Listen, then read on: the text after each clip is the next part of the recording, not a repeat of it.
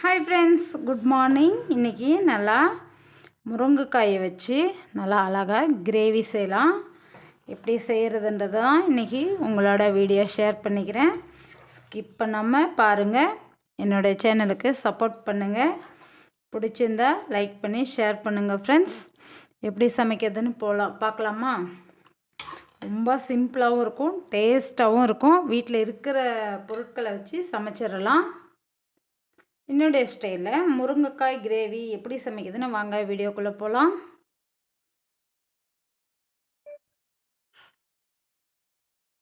Hi friends, இன்றைக்கி முருங்கைக்காய் வச்சு ஒரு கிரேவி செய்யலாம். அதுக்கு மசாலா ரெடி பண்ணிக்கலாம். இஞ்சி ஒரு துண்டு, ஒரு கைப்பிடி அளவு தேங்காய். எங்கிட்ட கொஞ்சம் கொப்பரை ஆயிடுச்சு, ஆனாலும் நான் யூஸ் பண்ணுவேன். நீங்கள் ஃப்ரெஷ்ஷாக இருந்தால் ஃப்ரெஷ்ஷான தேங்காய் எடுத்துக்கோங்க. ஒரு 10 பல் பூண்டு, கசகசா, முந்திரி பருப்பு, 1/2 ஸ்பூன் குறைவாக சீரகம், குருமிளகு ஒரு 10லேருந்து 12, வாசனைக்கு கொஞ்சமாக சோம்பு, கொஞ்சமாக புளி, அதாவது சின்ன நெல்லிக்காய் சைஸ்க்கு புளி தண்ணி சேர்த்து நல்லா நைஸாக ஆட்டிக்கலாம். இதை தேங்காவெல்லாம் நைஸாக ஆட்டி எடுத்தாச்சு. இது ஒரு புறம் இருக்கட்டும். 3 தக்காளி எடுத்துருக்கேன், அதையும் ஆட்டி எடுத்துக்கலாம். தக்காளியும் ஆட்டியாச்சு. தாளிப்பு பார்த்துடலாம். பாண்டில் எண்ணெய் சேர்த்திக்கலாம்.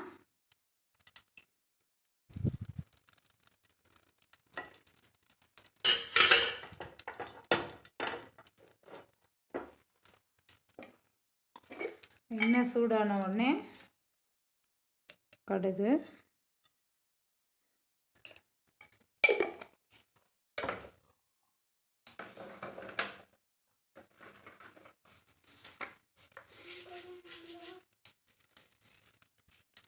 வெந்தயம் சும்மா 4 சேர்த்துங்க, வாசனையாக நல்லாயிருக்கும்.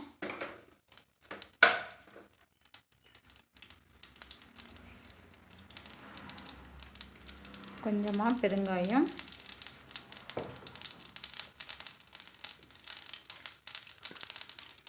ஒரு பெரிய வெங்காயம் எடுத்துருக்கேன், கட் பண்ணி அதையே இதில் சேர்த்துடலாம்.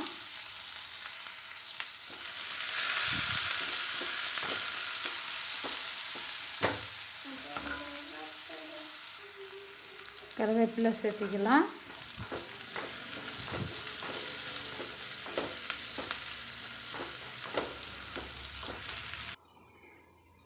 வெங்காயம் நல்லா வணங்கிருச்சு. நம்ம அரைச்சி வச்சுருக்கிற தக்காளி விழுதையும் இதிலேயே சேர்த்துடலாம்.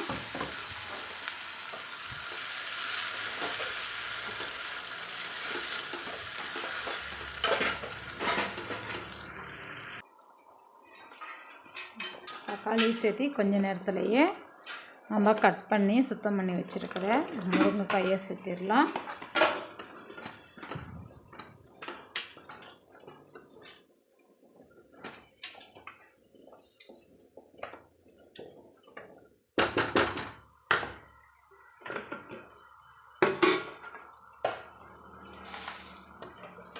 நம்ம கிரேவிக்கு தேவையான அளவு உப்பு,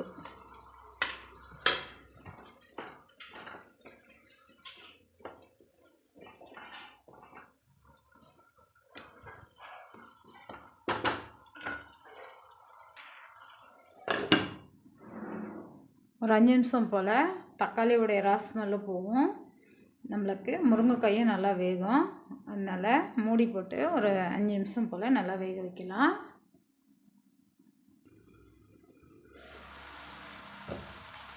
அப்படி பிடிக்காமல் இருக்க இடையில கொஞ்சம் கிளறி விட்டுக்கோங்க. நல்லா மணமாக இருக்குது அந்த முருங்கைக்காய், தக்காளி, புளி, உப்பு சேர்த்துருக்கேங்க இல்லையா, நல்லா வாசனையாக இருக்குது. நல்லா காய் வேகணும், நமக்கு வேக வச்சுக்கலாம்.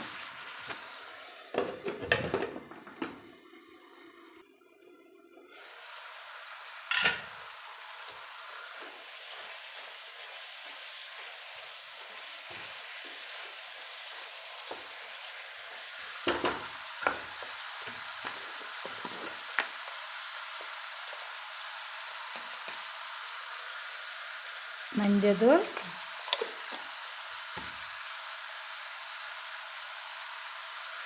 நல்லா கோபுரங்கோல வீட்டு மிளகாய் தூள்,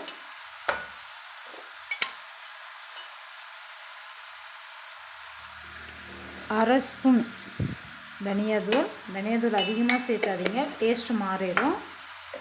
சும்மா லைட்டாக வாசனைக்கு சேர்த்திக்கணும்.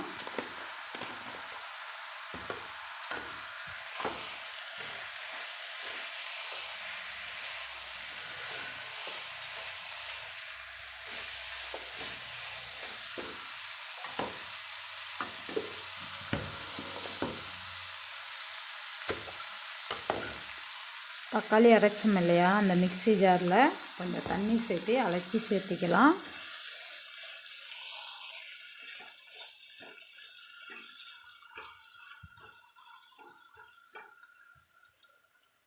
கொஞ்சம் தண்ணி சேர்த்திடலாம். சேர்த்துட்டு இது நல்லா அந்த காரம், உப்பு காரம் எல்லாம் முருங்கைக்காய் உள்ளே நல்லா வேக வேக சாப்பிட்றதுக்கு நல்லாயிருக்கும்.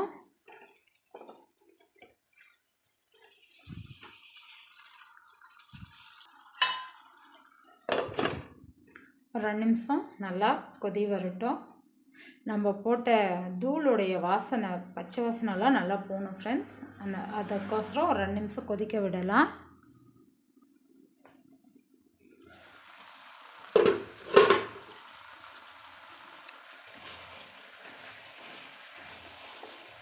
நல்லா ஒரு 2 நிமிஷம் போல் நல்லா வேக விட்டோம். இப்போ இதில் நம்ம அரைச்சி வச்சுருக்கிற விழுது சேர்த்திக்கலாம்.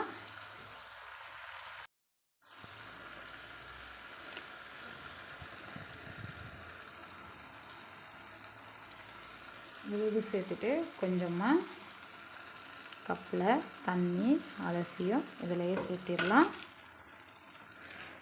உங்களுக்கு இது நல்லா கலர்ஃபுல்லாக வரணுன்னா ரெட் சில்லி பவுடர் சேர்த்திக்கோங்க, இன்னும் பார்க்கறதுக்கு கலர்ஃபுல்லாக இருக்கும். நான் வீட்டு தூளை தான் சேர்த்திருக்கிறேன்.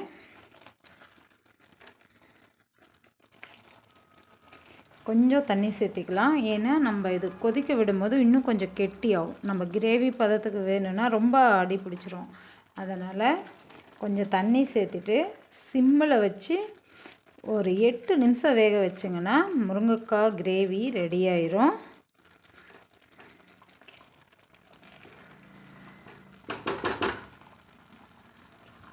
ஸ்டவ் ஸ்லோ பண்ணிடலாம்.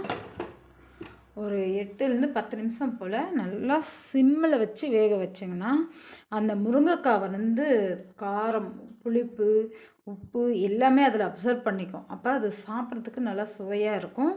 நம்ம போட்ட அரைச்ச மசாலாவுடைய டேஸ்ட் அது உள்ள நல்லாயிருக்கும். அதனால் சிம்மில் வச்சு ஒரு 8லேருந்து 10 நிமிஷம் வேக வைக்கலாம் ஃப்ரெண்ட்ஸ். இடையில் அப்பப்போ கிளறி விட்டுக்கலாம்.